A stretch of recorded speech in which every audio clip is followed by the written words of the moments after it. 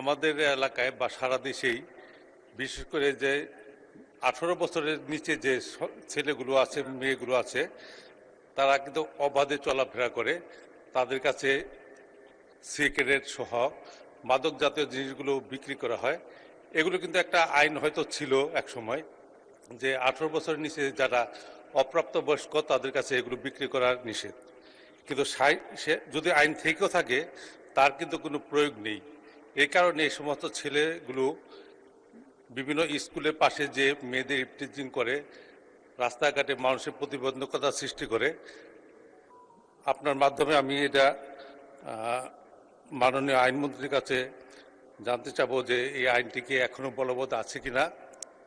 যদি আইনটি বলবৎ না থাকে তাহলে যেন এটা আইনে পরিণত করা হয়।